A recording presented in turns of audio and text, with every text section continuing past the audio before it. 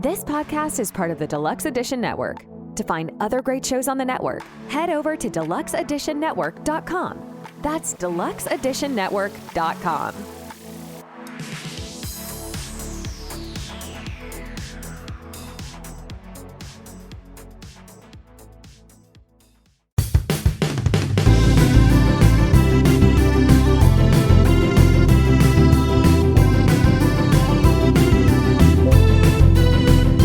If your friends are nerdy and you are nerdy too, I want to talk to you. Friends Talking Nerdy. Welcome to Friends Talking Nerdy, part of the Deluxe Edition Network. Head to deluxeeditionnetwork.com to find out about all of the lovely shows on the Den. This is Tim the Nerd, and seated next to me we have Professor Aubrey, and this week we are going to be discussing ways basically to get yourself out of a funk, right? Yeah, well, more than that, I think. Well, yeah, it's one application that this type of thing can be geared towards, I guess. But you were saying, sorry to interrupt. That's okay. I was just going to say that it can be getting out of a funk, but it also can be dealing with like what are very real limitations, and that is overcoming limitations is what we're going to be talking about this week. Damn right. Thanks to our good friends at Psychology Today, we're going to be discussing the article 6 Keys to Overcoming Limitations. Now, one thing that was limited here was the editing in this process for this particular article, because they had 2 number 4s for their point here. So they actually have 7 points.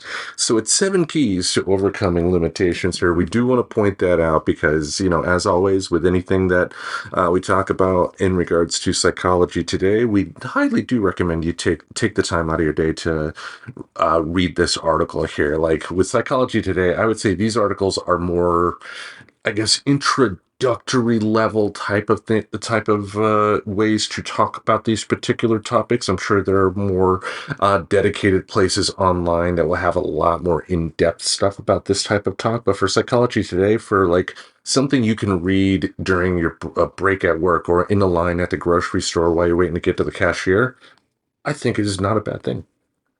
No. I wonder how like Reader's Digest it is. What do you mean? I mean, I remember the Reader's Digest just having like a little bit of every possible thing. Correct, yes. Back in the day, back in my day. Way back in the day with the Reader's Digest. It was like an internet in book form. Yeah, it was like an internet in book form. That and libraries, you know, the largest library in the world, multiplied by like 1 million is what the internet is. But to your point, the Reader's Digest, yeah, what they did normally was they were kind of like what is that term? I feel like clearinghouse. It was an aggregated magazine, and what do I mean by that? Like there were people that did write articles specifically for Reader's Digest, but 9 times out of 10, what would happen? They would take an article from like People magazine and then have a condensed version of that. So it was kind of like an aggregate in the sense that it took from all different areas to bring you into that one area. That was Reader's Digest. Yes. That was Reader's Digest, and this, for some reason, reminded me of Reader's Digest. Which is definitely not a bad thing. Again, I think something like Psychology Today, with the topics they talk about, you know, a good Psychology Today article, it should be the first step on your journey if something that the article talks about, like, touches you and moves you or something. Oh, well, sure. Yeah. Absolutely. And, you know, they're sort of aggregators in the sense that they get information from lots and lots of different people and different voices. There's diversity of thought. And different types of topics on the website as well. I mean, if you remember back earlier in our archives, our conversation with Dr. Karen Stallsdown. Oh, yeah. Yeah, I mean... Dr. Karen Stallsdown. Yep, a writer for Psychology Today for very unique topics that aren't necessarily about like relationship stuff that we talk about normally. Mm-hmm. Yeah, but anyway, 6 keys, really 7, to Overcoming Limitations by Dr. Diane E. Dreyer. Your Personal Renaissance, which doesn't mean basic math. Like, I'm kidding, I'm kidding, I'm kidding. Such a hard time you're giving them. I couldn't help it. No. But anyway, what we'll do is what we always do for articles like this. We're going to go through the bullet points here. Again, not the full article. We encourage you to head to our show description where you'll have a link to this particular article. But we're going to go through the points and just give you our thoughts on them and try and create some conversation. Are you ready? I am ready. All right. How about I dive into number 1? Sounds great. Honor your commitments. Exercise was a vital part of Paul's physical development. His mother signed him up for soccer when he was 5. After running a few yards, his right leg would give out, and he told his mother he didn't want to play soccer anymore. She said, Paul, if you don't want to play soccer anymore, that's fine, but you need to honor your commitment, so you need to finish out the soccer season. He finished the season, stopped playing soccer, and learned a valuable lesson. Anything that I commit to do, I honor that commitment. And that is definitely an achievable ideal in most cases. I mean, there's always going to be a caveat. There's always going to be very appropriate reasons where, for like a work situation, it's okay to not honor your commitments if you have like a really bad boss or a bad situation that arises. But generally, yeah, you do want to honor your commitments. Like if you do find yourself with another employer, a new job offer or whatever, like could you just give the bird to your old job and just not show up again? Yeah, but you want to honor your commitments. You want to be able to look at yourself in the mirror at the end of the day. Honor your commitments when they deserve to be honored.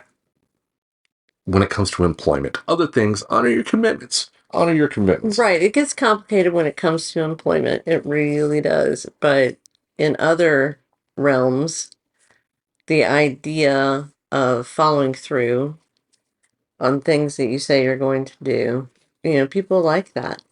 People like it when you do that. People like consistency, and they like honest assessments of what's going on. What do I mean by that? I mean, let's say I'm somebody who's always late, and I have a friend, and my friend knows this about me, and so plans around that, because I am self-aware enough to know that I can admit that I have a problem being places on time. It's really people who are in complete denial. One thing I think you can consider too in terms of honoring your commitments is like let's say it's a romantic thing, and let's say your partner wants you to take part in an activity that they value. If you honor that commitment and go through with it and do that on a regular basis for, when those situations come up, it's going to be a lot easier for you to say, I appreciate going along with you, but it wasn't my thing. And your partner is going to know that they did give it a good, honest try instead of just, oh no, they're just going to hate it all along and that type of deal. You know what I mean? Yeah.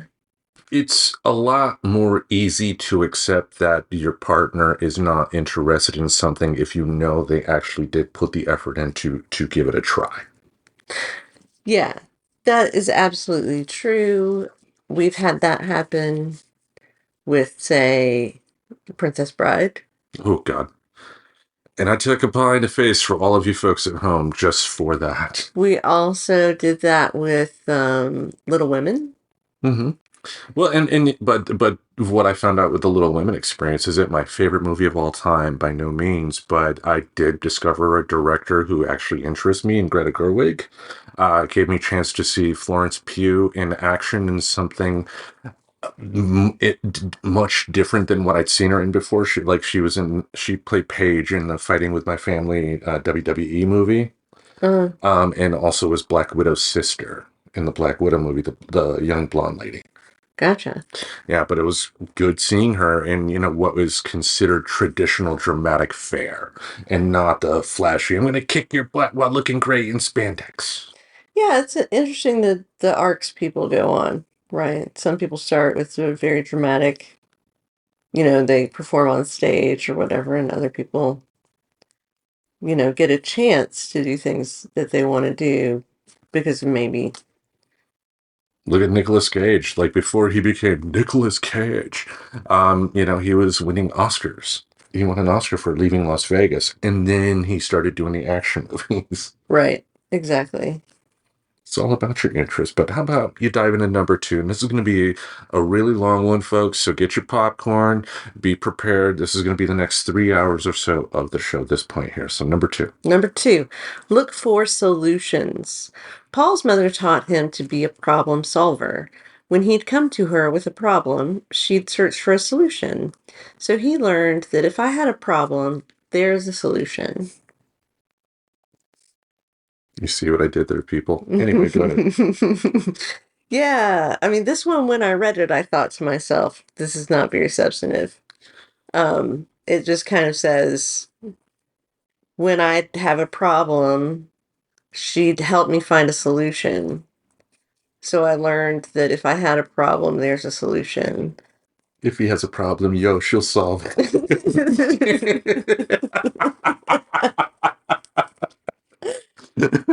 Oh, goodness.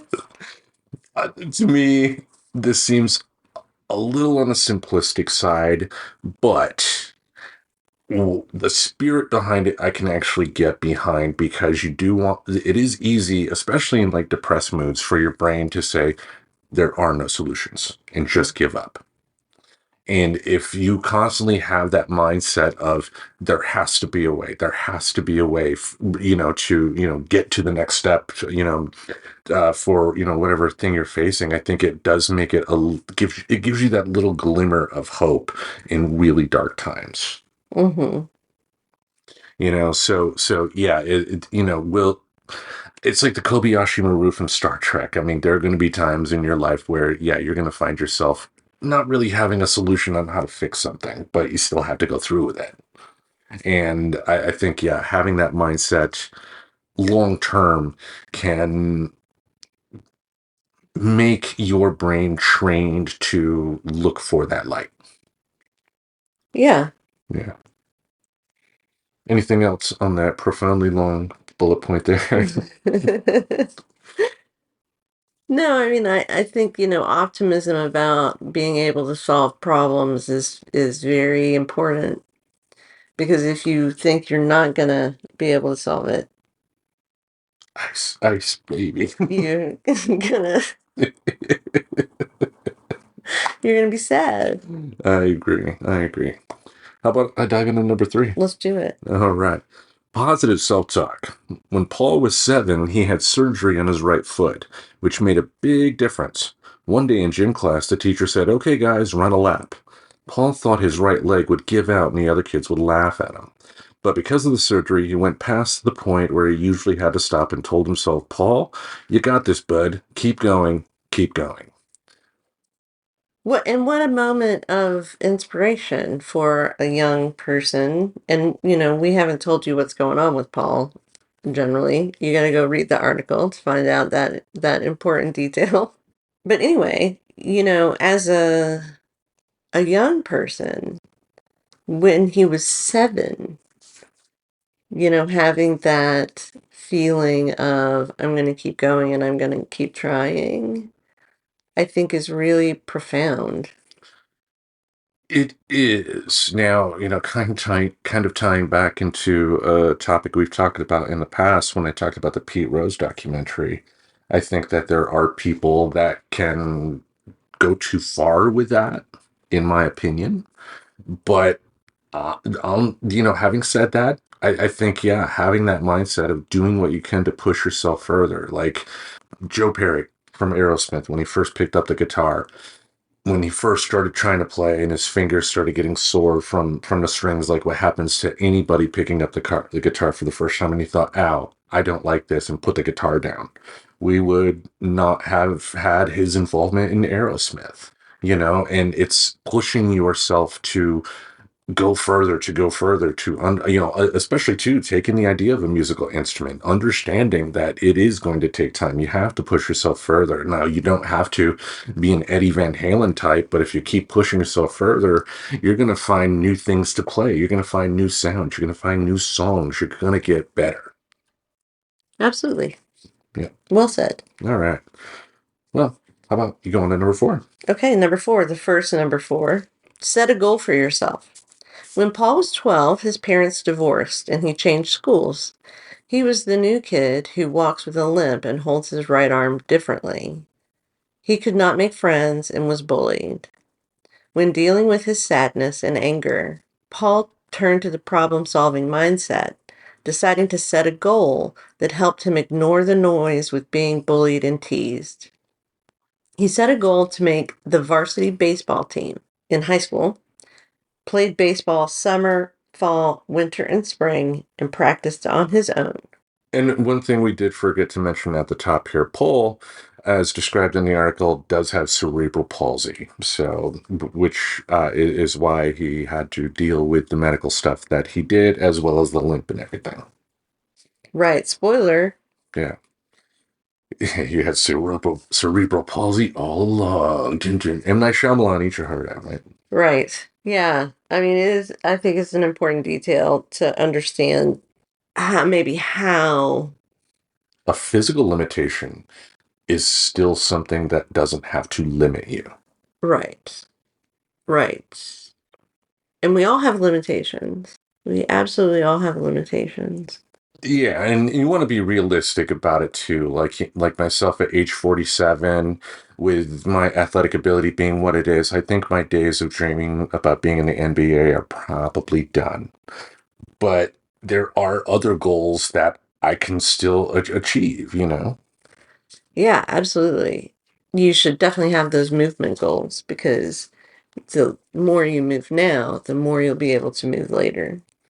Yeah, and not be in a walker or something like that. But it'd be great to have anyway, let's kind of go into a thing we shouldn't do for a guy my age. Well, should I go on to the next point here? Yeah, let's do that.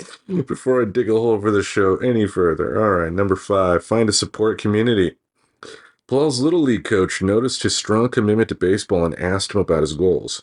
The coach persisted, and finally Paul told him about wanting to make the high school varsity team. His coach said, Paul, that's absolutely doable, but you've got to have other people keep you accountable for this goal, and that he needed to share his goal with the team. Reluctantly, Paul agreed. The next day, when he told the team his goal, they didn't laugh at him, but began clapping. When he got to high school, some of his Little League teammates went there too. He says, as a result of that, I started sending a different energy out towards the kids in high school. And kids started sending me a different energy back. Instead of bullying and teasing me, they started rooting for me. He made his varsity baseball team and in his senior year pitched a 3-hit shutout. My team poured the Gatorade on me and I felt so alive, so great. Paul's coach was right. We need community. We need support. We can't climb the mountain of achievement by ourselves. I mean, agreed. Now, community is going to be different for everybody. There are going to be some people who have a very small community of people in their lives. There are going to be some people that have a huge community of people in their lives.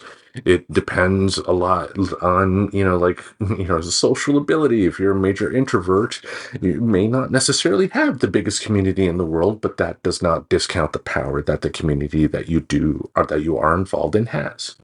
That is absolutely right. I agree. But No, there's no but. I just wanted to add that there are lots of things in between. Having a community of 5 people and having a community of 500 people. There's a lot of space there for the diversity of people's social experiences. But it's absolutely true that because introverts don't recharge from social activity, even though it's important, it's fulfilling, it gives you, it gives you social support and friends and all of that stuff. It takes something out of an introvert to do that. Whereas for an extrovert, it actually gives them energy. So we're all operating with the energy that we have. And so some people's, circles will be small and some people's circles will be bigger. And I think that's something, too, to keep in mind for our friends out there that are more of the extroverted side. Keep that in mind when it comes to your shyer friends out there. try to understand that they're not going to be tagging along for every single event, but the ones they do tag along on, make it as comfortable for them as you can. Well, that should always be true. If you're having someone tag along with you to something, you should always try to make them as comfortable as possible. It should always be true, but it's not. And I'm not even saying people are doing anything malicious, but a lot of times the extroverted people are so focused on, most of the extroverts that they're not necessarily thinking about the introverts as well. And I say that more in a sense of just keeping it in mind. Yeah. Yeah. All right. How about you dive into number 6? Okay, number 6. Even though the article says there are only 6 points, there is one more to go here. Spoilers. They don't know how to count. But 6 is a good one. So 6. Do not accept other people's limiting judgments. Paul's mother enrolled him in a Catholic high school where he had to take a placement test. I must have bombed it, he said, because the principal called him and his mother in for a conference, telling them she was placing him in the lowest level because he was not college material. But after graduation, Paul reflected on his varsity baseball team goal and thought, I made this goal to make my varsity baseball team, and I was able to accomplish it. Why can't I set another goal that I'm college material? He enrolled in junior college, got a math tutor, a literature tutor, studied hard, and raised his grade point average to a 3.5 to transfer to a 4-year university. Paul realized he could let go of the limiting narrative other people had given him, that we're the only ones who can determine our own narrative. Today, Paul works with other young people to share his mindset approach. After a successful career as a mortgage broker, he began a new career as a life coach. He realized if he expected his clients to be vulnerable with him, he needed to be vulnerable with them. So I started telling my story. It was shaky at first, but I kept doing it over and over again, finally getting my first client saying, Paul, I don't have cerebral palsy, but I have X, Y, and Z. I feel like you can help me. Yeah, I mean, I think that is like really brave, right? To be open with people about your struggles. Well, it's brave, and to the main point that started this point here of don't accept other people's limiting judgments. And they talked about the counselor in school who said he wasn't college material. I mean, we've talked about this story before. Like, this podcast, I don't think would necessarily be here if I listened to my ex-wife and thought, nah, I'm not going to make a blog reviewing a comic book a day in the West Coast capital of comic books in America. No, that would be a bad idea. I fought against that, and that led to what we are doing today. And I view that, for creativity and all that as a very positive thing that has happened to me in my life. Yeah, I can't believe the counselor said that. And you hear that story. I hear that story from people where they were just told something as a child that nobody ever should have said to a child. And that I would like to think people would not be saying to children. But I'm sure that there are people out there who are doing it. And I just don't know how they look a child in the eye and limit them so entirely from a whole area of life. Well, there's a difference between what it sounds like the positive people in Paul's life here did for him in terms of, letting him know that his goals were doable, but, with his physical limitations, it would be harder to get to that goal. But it sounds like those people helped put into place a great support system for him to give him everything he needed to be able to complete those goals. It's just, yeah, like more than likely, it was probably just a counselor who thought that, I'm doing the right thing for this kid by saving them money because he's not going to make it in college because look at him. I'm doing the right thing. I mean, that's why. I mean, because I don't think that. Well, having said, I've known some people, and I think of some of my old teachers back in the day. So I'm not going Oh to my say. goodness. I think of guidance counselors that I had. I mean, there are definitely people that would be malicious and say that to a kid and feel great saying that. But I think 9 times out of 10, though, it's more than likely people thinking they're doing the right thing when they're really not. They're really fucking not. And this is an anecdotal case that shows it, but one that shows it nonetheless. I get where you're coming from. Yep. All right. How about I dive into number 7? Let's do number 7. All right. Maintain confidence and positivity. Paul says when you feel better about yourself, you play better and things just come into place. But we all have this inner critic saying nasty things to ourselves, things we may not even say to our worst enemies. He's found we can silence the inner critic and build positivity with gratitude by focusing on what's going well. His advice is validated by research in positive psychology showing how positive emotions can broaden and build our capacity for success, and how gratitude is a powerful way to cultivate positivity. Okay, so of course, thinking positive thoughts is going to I'm just dumbfounded that this was something that had to be discovered. Well, there have been times to where I've known people that, were in very depressed situations, and I'd be like, I'm here to help you out if I can. And then their response was, there's no way to help with this. And it's just like, come on, work with me here. But I've also been in those depressed states to where I've thought there's no way to get out of this, and there's nothing positive to say, nothing to do. Like even in my worst, like going back to 2019 with all the problems I had then. I mean, as spoiler, as we can see today, there was a way out. Mhm. For me at that particular point, and I think it's just. I guess what I'm taking issue with is the idea that you can just do that. If you're that depressed person, you can just think positively, and that's just going to make you, to me, that's like toxic positivity. What I think positivity, I'm not disputing that being positive makes you feel better. I'm totally endorsing that. What I'm concerned about is that this expectation that people can just make that choice. And it's a habit. You can build practice around it. I'm terrible at habits and practice. No, I get that. And yeah, it does come off as flippant. Like, yeah, like if you just say positive things, you will instantly be positive. No, no, 9 times out of 10, no. But to, I think what you said, it's about doing your best to try and create those habits so that when you are in situations like that, there's a little part of your brain that will still say, okay, how can we get out of this? How can we fix this? How can we, how can we get to the next level or something, instead of just saying it's done? Yeah, I mean, I think it's hopeful. Yeah, like my youngest right now is going through a situation to where he's wanting to make comics and post them online, but he got in trouble recently, and while he can still have access to a computer, he doesn't have access to Wi-Fi for his computer.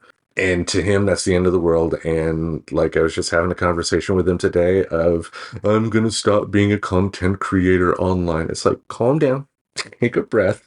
And I tried to explain to him, like, yeah, maybe you can't publish today, but you do have the tools to create. And there will come a day in the future, sooner rather than later, to where you will have access to Wi-Fi again. And if you put in the work now, once you do have Wi-Fi access, you may have a small little portfolio that you'd be able to instantly upload and potentially get some attention from people. Yeah, or let it out slowly, but like have consistent releases of new information. Exactly, exactly. It's when you were in the position he was in, and like he's 18, autistic. When I was 18 and that young, I mean, my brain was firing off brain chemicals everywhere. So sometimes I get that you don't always listen at that age, but I just tried my best to try to talk some logic into him. It's like, yeah, you don't have the immediate release of what it feels like of releasing something today, but you could still create. you were still 90% of the way there. That final 10% of releasing to the public, you just have to wait for. I mean, makes sense to me, but I'm certainly not an 18-year-old. Yeah, or stubborn like his old man. Let's put it that way too. Right. And so these are things you're potentially more bothered by because of your special relationship with your child.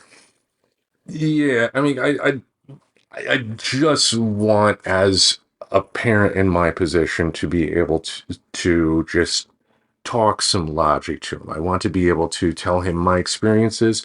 If he accepts my advice, great. If he doesn't, great. But I still want him to at least consider it.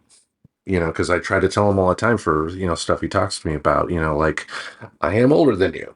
I've experienced a lot of this a long time ago and over many, many years. So, like, talking about ways to deal with his mother, for instance, it's like, I can help you. I'm like the Rosetta Stone of having to interact with this person. I can make this work for you. Work with me. Right. Yeah. But yeah, and then I'll end up like Yoda at the end, and this boy has no training. Anyway, all right. Right. I mean, it is difficult to be that age and to not be able just to have all the things that you want. Yeah. Because you just want freedom and you want the things that you want. You do, and when you're still in a situation to where you're living at home with your parent, you're not gonna get that all the time. You may or you may not. It depends on the parent, right? Yeah. And the ability. Exactly. So, any other thoughts on this article? No, it was fine. I know I've been highly critical of it. You don't know how to But care. that is how, that is what we do here is criticism. Like the spirit behind this article which is why we talked about it, folks. The spirit behind it, I think, is dead on, and I think it is something that people should consider. Like we said with Psychology Today, it is the Reader's Digest version of this particular topic. So if this is something that you think you can benefit from, go to a therapist. There are books out there, there are websites out there that'll have a lot more detailed information, but this is a great place to start. Yeah, and I mean it's all backed up by evidence and there are citations as usual. So it's not like this is made up. Yeah. It does really work. My only issue was it's hard to do it. Yeah. Yeah, they don't have the citation link, and you click on it, and then it says, "These nuts." Yeah. All right. Hang tight. We'll be right back after these messages. This is Take on the World with Johnny and Mike. And, people always ask me, hey, you got a podcast? What's it about? I don't know. You ever want to cut your fingers off or learn about a sharp knife? We could tell you that. How about murder mysteries or hauntings or any kind of fringe subject? Anything you could think of. We take on everything because we take on the world. Now you go take on the world. Professor Aubrey has a package in her hands that we have to say is quite delicious. It is, Tim. It's Brazil from Coffee Bros. An amazing coffee with notes of cocoa and cherry candy. Nice. Delicious. Indeed it was. Like you and I, we both drink coffee in very different ways. I need it, 9,000 degrees hot. And me, I make my coffee and then put in as many ice cubes as I can. I'm like the guy from Clerks, what am I supposed to drink this coffee hot? Type of guy. But you tried it your way, I tried it my way, and we both really enjoyed the flavor of this particular flavor of coffee. Absolutely. It is a relatively new roastery in New York, New York. Those little town blues. Yep. Taking the Coffee Bros away. Exactly. Anyway, they're relatively new. They've been roasting since 2019. Yes, but they do have great connections around the world in the coffee growing areas to be able to get the best beans, to be able to give their customers the best product. And you, our friends at home, If you go to coffeebros.com and you order your own batch of this coffee or any other of the delicious brands of coffee that they have on their website, in the promo code spot, you put FTN10, we're going to be able to save you 10%. That's right. 10%. It's going to be like $1.50. It's going to be awesome. But that's what friends are for. That's what friends are for. That's right. $1.50 when you need it. Exactly. I mean, you won't be able to get on the city bus, but you will be able to save some money to be able to get some wonderful coffee.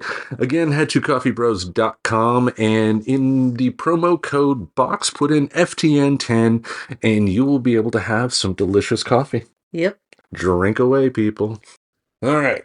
Before we wrap things up, wanted to talk about a retirement in rock and roll. Oh, yeah? Yes, Aerosmith have officially announced that they cannot continue on their farewell tour because of vocalist Steven Tyler's damage that he endured last year. And so they announced that they are officially retired as a band, and that has kind of shocked some people. Why, you may ask? Because a number of their contemporaries have found ways to go on the road without having to worry about actually singing with their own voice into the microphone or playing their own instruments on stage. Like who? Motley Crue, for one. Uh-huh. In their reunion tour a year or so back, there were plenty of instances to where you would have fan videos at the concert of bass player Nikki Sixx, like holding the he's a right-handed player, so his left hand was on the fretboard and he's got his right hand pointing up in the air, but in the audio you can clearly hear the bass. Right. Things like that. Or Johnny Depp, who is in Joe Perry's side band, the Hollywood Vampires with Alice Cooper. I don't know why Johnny Depp is there, but Johnny Depp did this thing where he walked on stage, played the guitar, and then just let go with both of his hands and raised his hand in the air, and the guitar kept on playing the same note it would have played if he had actually been playing that particular note. Because a guy on TikTok, had a little fun with it, by showing people the note that Johnny was playing, because Johnny can play guitar. I mean, the type of guitar he plays are going to be like cowboy chords from what I saw with his playing, but more proficient than I am. Right. Let's put it that way. But, the guy on the TikTok video showed that, Johnny would play it, but if he had let go of the fretboard like he did in the video, it would have sounded a lot different. He had a backing track or somebody else that was playing guitar off stage, which happens as well. Sure. Yeah, but Kiss, for instance, Paul Stanley, it's been known for years that his voice is not what it used to be in terms of singing, and there are plenty of videos during the last few years of Kiss's run to where you'll have clear video shots of him with his mouth closed, and yet his vocals are going. Yeah. I mean, that's pretty obvious. Yeah. But there's something about you want to see them in the flesh that I think keeps these people going, is that people will still pay to see them. I think that's why they do it, because of the money, and the thing is, like, Steven Tyler there could have been plenty of workarounds that would have allowed him to continue to, like, finish up this tour. But they chose to do what I feel is the right thing when it comes to rock and roll music, because rock and roll is supposed to be about human beings playing physical instruments and singing with their own voices. Now, you can add stuff to that, but and also I think you can add in concert, like if you have a traditional rock setup where you have a guitar player, bass player, drummer, and a singer, but you want to bring backing tracks of like strings for a particular ballad, but you don't want to hire like a little orchestra to follow you along on tour, have the backing track of the strings. I don't mind that. But if you are doing complete, like the person that you are paying money to play bass for you is not actually playing, that's kind of wrong. It's like one of those like morally wrong decisions, ethically wrong decisions, but legally wrong. It's not, because to your point, would people play to see Paul McCartney just sit in a chair while Beatles music was playing on a speaker behind him? Yes, they would. I wouldn't, but people would. Yeah. So the other thing, in addition to being able to make music and make money making music, when they break up, my thought is that it's very like a divorce in terms of splitting up all of the stuff, all the Grammys, all the I don't know panties that've been thrown on stage. I don't want to picture Steven Tyler at home. 1974, I remember. She's a grandma now, man. Hey. Well, someone that was 20 in 1974 Oh, would okay. be a grandma today. That's Yeah. Okay. I, I mean, if people are willing to pay, then, whatever. I just think that, yeah, when it comes to rock music, I think the one rule should be it's you playing the instruments, even if it's not good. Like when I saw the Who on tour. Mm-hmm. I mean, I loved being in the audience for that show, but listening back to the audio because for that the tour that they did in 2002, they had a website set up to where you could buy the direct feed from the soundboard, and they would just donate the results to charity at that particular point. So I re-listened to that concert, Mm-hmm. and awful. I mean, there was a point in Love Reign Over Me where at the end, Roger Daltrey on the album sings "Love," in a really loud, strong voice, but in a concert, his voice went out. Oh. Yeah, I mean, Pete ended up making a joke about it at the end, but there was an honesty to that, though. Like at the time, they were in their late 50s, maybe early 60s. I don't, know their ages. I mean, but we're talking 2002, so it wasn't out of the realm of possibility that a singer could do that. But he could have lost his voice in his 20s. I mean, I went to see a lot of my heroes. I've seen Bob Dylan. I've seen Willie Nelson. I've seen Dolly Parton. I've seen a lot of people. I've seen Ani DeFranco in a very small club. Anyway. Got her number, had salad with her once. No, decidedly not. But I always appreciated being able to hear them, and it wasn't a backing track. It wasn't lip synced at all. So, like, Bob Dylan sounded like he was in the room with you, speaking to you and singing to you because that's what was happening. It didn't feel like you were listening to a Bob Dylan album. There's something so different about seeing somebody live than listening to an album if it's a small enough venue. And I happened to see both Willie Nelson and Bob Dylan at a relatively small theater for those those kinds of draws, really. And it was amazing to be that close to them. And like I said, hear them sort of where they didn't have to be so amplified because it was a small space. Yeah, I guess for me, the live experience is about the live experience. I'm not expecting to hear note for note what it sounds like on the album of the particular artist that I'm seeing perform.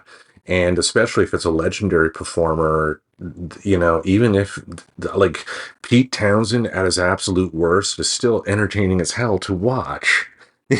Play guitar. So I want to see that live experience. So when it comes to Aerosmith ultimately retiring, like, will they be considered the greatest rock and roll band in history? I don't think so. I think if there's a number one tier, they're on the second or third. They're up there, mind you. But I think, they're definitely fans of the Rolling Stones. Let's put it that way. And the Stones did it first. But it's like they're South Park compared to the Rolling Stones Simpsons, Right. if that makes sense. Right. And I just prefer the Beatles to all of that nonsense. And you can look at Now and Then, which we've talked about a number of times, and know that despite their age, Ringo and Paul can still perform. They definitely can. And if you want to get critical, you can compare like Paul's vocals to, something that he did in the 70s and say it doesn't quite hold up as much. But yeah, he's in his 80s. The fact that he can still make music that speaks to people as much as it does. And yeah, I know when it comes to Now and Then, he was making music that was already established. I get that, but that still takes talent to do. Yeah. Because, yeah, it's not that he came up with the lyrics, so it's his song, but you get my point. So this is actually something that I think more bands should consider, but if not, if they are willing to at least publicly say, when you see us perform, we do have some aids that are helping us, then that's okay, but just don't lie to people. Like, the live experience is supposed to be the live experience. Like, you're not Pink Floyd. If you're going to do the Pink Floyd thing, or have, like U2 did, they were the first group to play in that Sphere arena in Las Vegas, to where the entire walls of the place are one big giant LED screen, so you can do some wild visuals while the band is playing. Unless you're doing something like that, like, have flaws, mess up, just don't lie to the audience. Right. I think is my critique. And the fact that Aerosmith did what I think is the ethical thing, the morally right thing for a band like Aerosmith.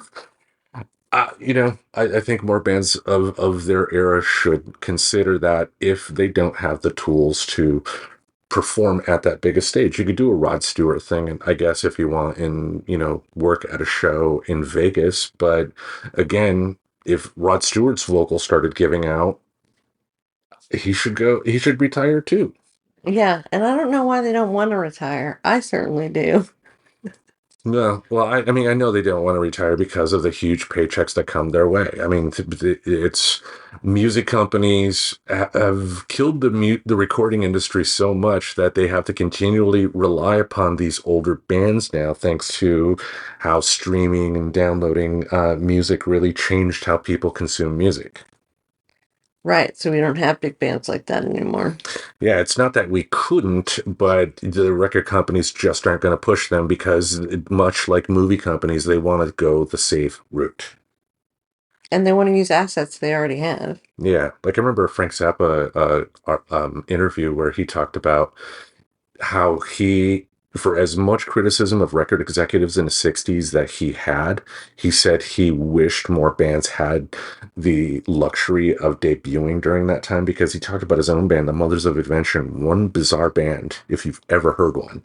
And he said that, the reason they got a shot was that a record company executive was like, I don't get it, but if there's young kids out there that got money that do get it, hey. Exactly. That's the biz. Yeah. On that note, anything else you want to say to our friends at home?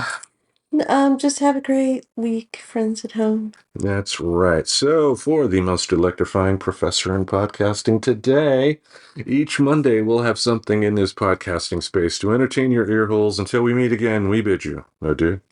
So long. Now let's get the air conditioner on. Subscribe to Friends Talking Nerdy on YouTube Music, Apple Podcasts, Spotify, or wherever you listen to podcasts. Goodbye, darling.